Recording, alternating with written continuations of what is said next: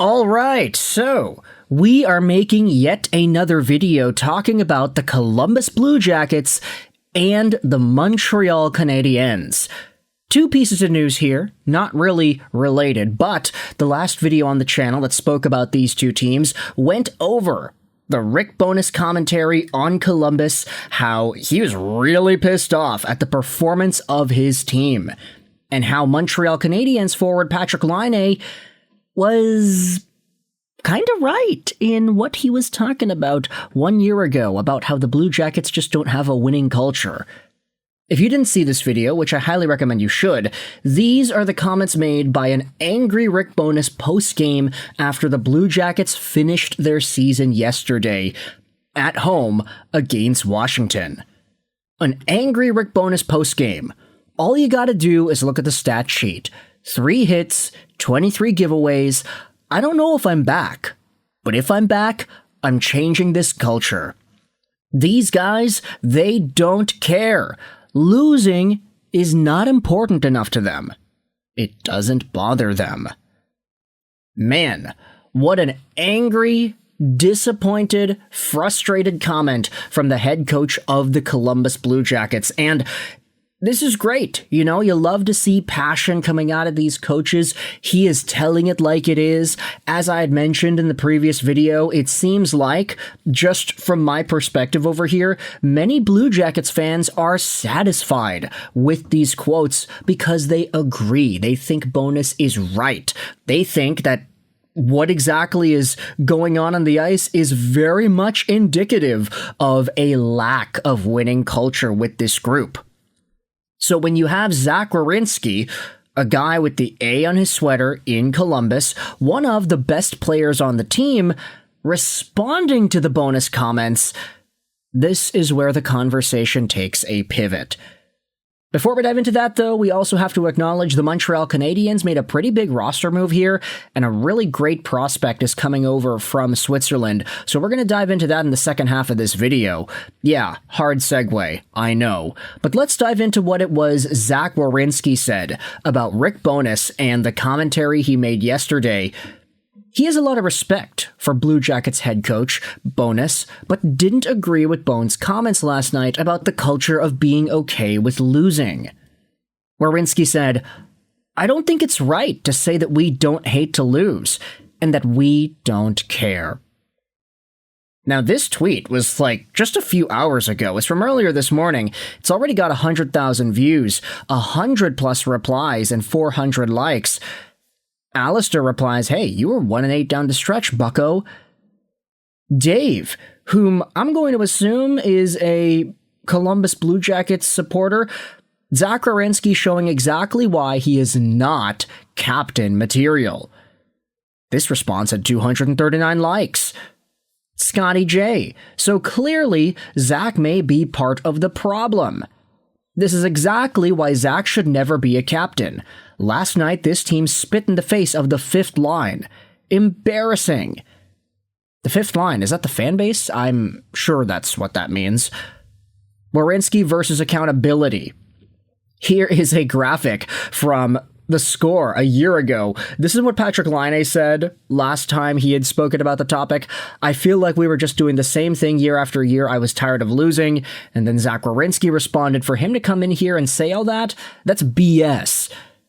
So I guess it's the second time Zach Werenski is going out there and defending the honor of the Columbus Blue Jackets from somebody saying that they're okay with losing. A year ago it was Patrik Laine, and it was a lot easier for Werenski to be labeled as a hero in that respect, because it's like, oh yeah, a former player is going out there and talking smack about us. Let's go out there and rally behind the player on the team who is defending Columbus.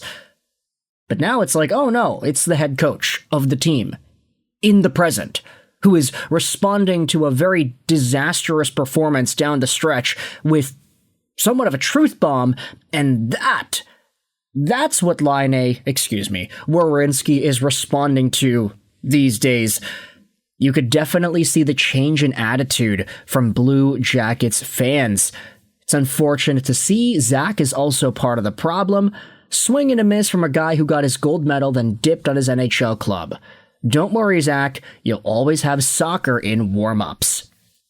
Take a look at the Blue Jackets subreddit. They went out there and posted this same quote.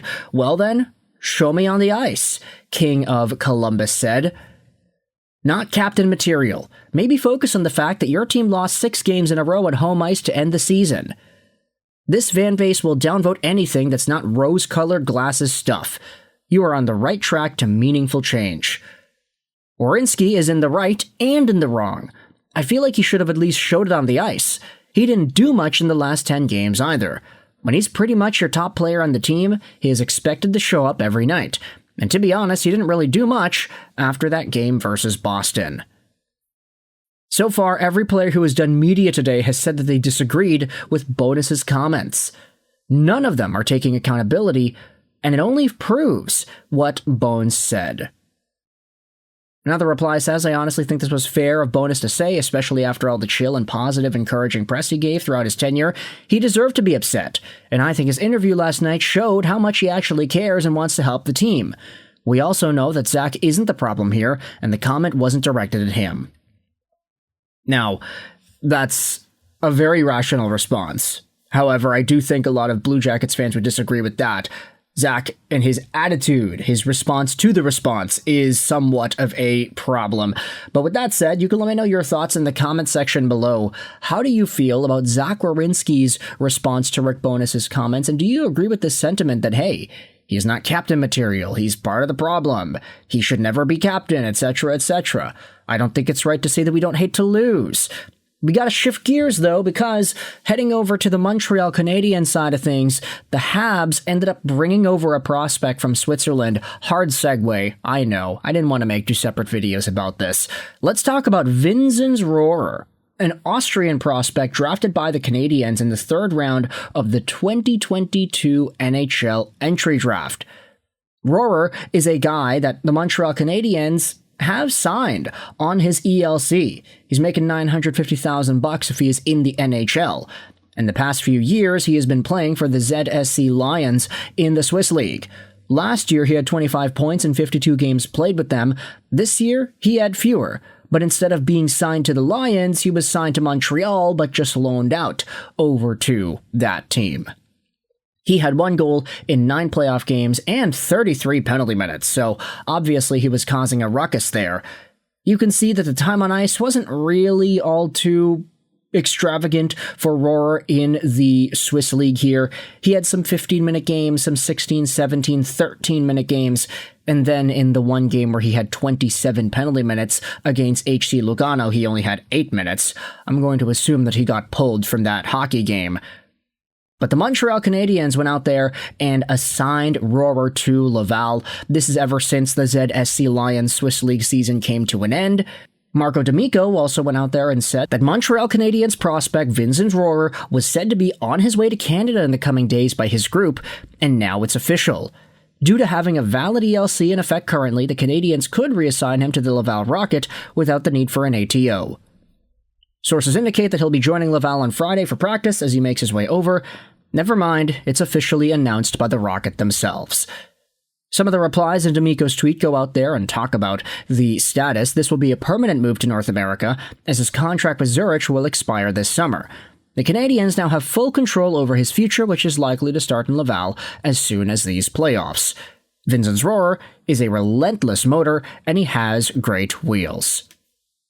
So, there is the scouting report, I guess you could say, the product of a marriage between Paul Byron and Brendan Gallagher. I like the sound of that. 5'10", 161, maybe not the biggest dude. The physical play of Rohrer starts with his body positioning. He gets low, sticks his leg in front of the opponents, and then follows through his hips. He beats down players with his stick, but never takes penalties. Along the boards, he steps out into space to intercept the incoming defender, then makes the next play. And he's so good at getting inside on players that he draws penalties and knocks bigger defenders off balance. So you can let me know your thoughts in the comment section below. How do you feel about Rohrer coming over to the Laval Rocket? A Paul Byron, Brendan Gallagher-esque type profile. How do you feel about this addition to Laval? How do you feel about Zach Werenski's comments to Rick Bowness? Thoughts in the comment section below. I hope you enjoyed this video. Sign on. And bye.